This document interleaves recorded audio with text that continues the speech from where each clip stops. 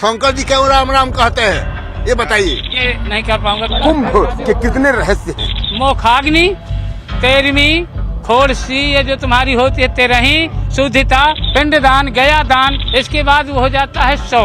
मृत्यु हो जाती है तो यही तो इसके 3 टुकड़ा करके हमारे सीने में बांधे जाएंगे। जिस दिन से अंतिम संस्कार हो गया तो हम गायत्री नहीं बोल सकते। दंड धारणे मात्र ब्राह्मणों नरो नारायण भवेतु। अपने हिसाब से दंड धारण करता है वो नर से नारायण हो जाता है। महाकुंभ की महाछटा हम आपको लगातार दिखा रहे हैं।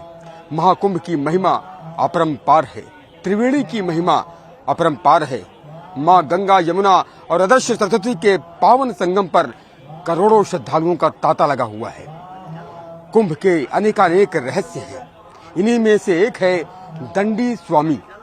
दंडी स्वामी कौन होते हैं, इनकी परंपराएं क्या होती हैं, ये जानने के लिए न्यूज 18 की टीम इस वक्त एक शिविर में मौजूद है जहां दंडी स्वामियों को भोजन कराया जा रहा है। सबसे पहले ये दिव्य तस्वीरें आप देखिए कि किस तरह से सभी साधु महात्मा यहां बैठे हुए हैं और ये दंड लेकर बैठे हुए हैं और यहां भोजन प्रसाद यहां वितरित किया जा रहा है और सभी साधु कल्याण के भाव में आशीर्वाद देते हुए नजर आ रहे हैं। ये अद्भुत तस्वीरें हैं जो कुंभ दर्शन की हैं। सभी को दक्षिणा देखिए दी जाती है। जितने भी साधु संत महात्मा यहाँ पर आते हैं, भोजन करते हैं, उनको दक्षिणा दे करके इनका स्वागत किया जाता है, चरण वंदना की जाती है, चरण छुए जाते हैं। ये इसकी तस्वीर आप देख सकते हैं और ये तस्वीर अपने आप में बताती है कि किस तरह से परंपराएं हमारे भारत देश में जीवंत हैं और सभी आशीर्वाद देते हुए नजर आ रहे हैं। ये अनोखी परंपरा है। आप देखिए जहां जहां तक निगाह जा रही है, दंडी स्वामी दंड लेकर बैठे हुए हैं और सभी को आशीर्वाद देते हुए नजर आ रहे हैं और ये परंपरा अद्भुत है, दिव्य है, अलौकिक है। ये सभी दंडी स्वामी हैं। दंडी स्वामियों की अपनी परंपराएं हैं। महाराज जी, आप लोग दंडी स्वामी हैं, यहाँ पर भोजन प्रसाद आपने ग्रहण किया, क्या कहना चाहेंगे? दंडी स्वामी जो दंड लेकर आप लोग चलते हैं, इसकी क्या परंपरा है? ये आदि गुरु शंकराचार्य की परंपरा है। हम लोग आदि गुरु शंकराचार्य के परिवार उनके शिष्य हैं। जो 4 शंकराचार्य उनमें जो हमारे दंडी स्वामी हैं, ये आपके सनातन धर्म का पताका लेकर घूमते हैं और भारत में जगह जगह जाकर सनातन धर्म का प्रचार करते हैं। सब लोग सुखी रहे, सबका कल्याण हो। प्रयागराज भगवान से ये हम लोग मानते हैं कि जितने भी जो भी यहाँ आए गंगा नहाए, उनके पाप दूर हो, उनके परिवार में सुख शांति मिले और जिसे वो प्रसाद दे उनका कल्याण हो।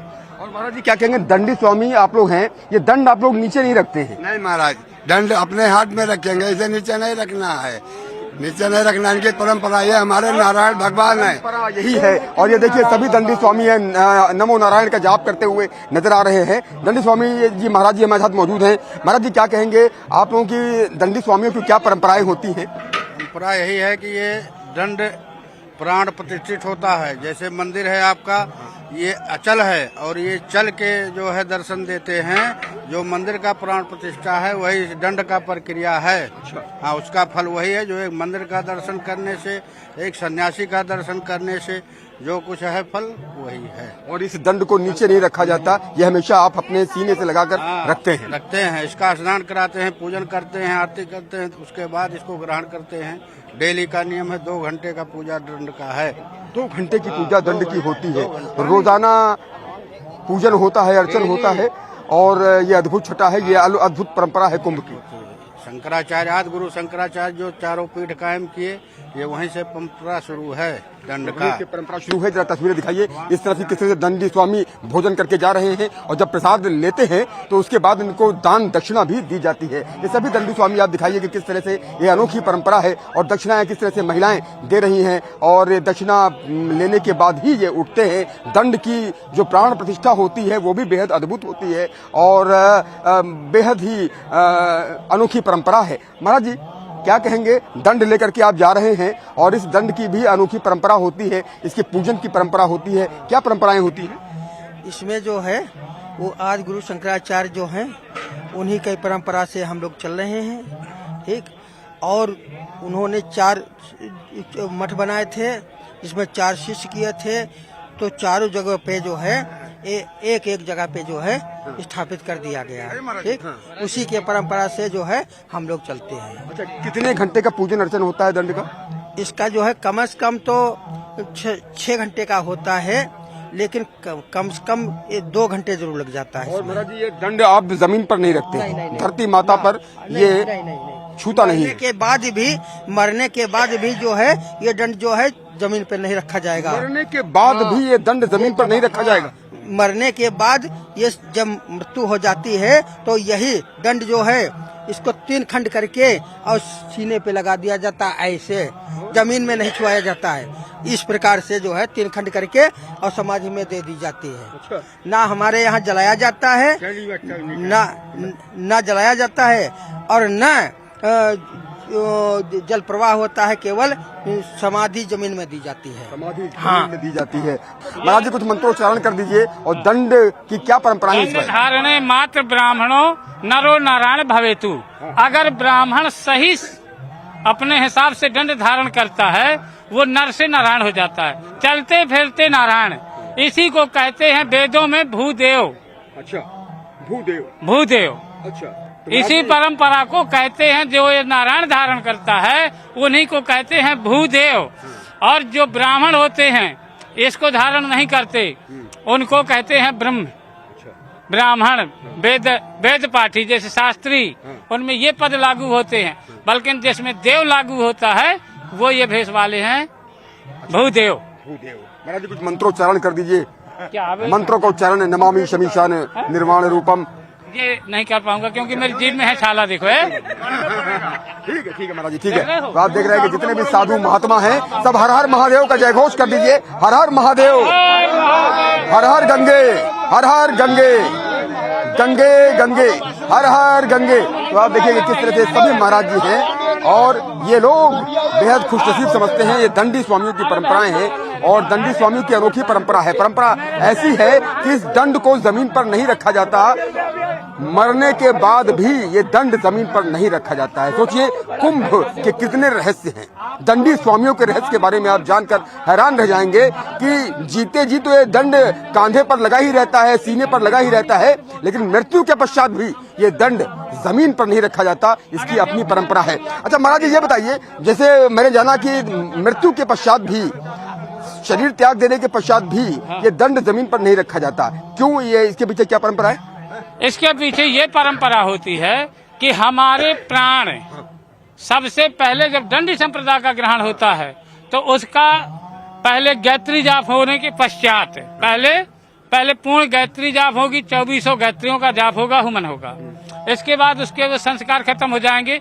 मोखाग्नि, 13वीं खोड़सी, ये जो तुम्हारी होती है 13वीं शुद्धिता, पिंडदान, गया दान, ये सारी नित्य क्रियाएं जो है तो हो जाती हैं। इसके बाद वो हो जाता है 100 हो जाने के पश्चात उसे गंगा में से उसे पैदा किया जाता है बगैर कपड़ों के। गुरु कपड़ा धारण करवाता है, गुरु ये नारायण धारण करवाता है।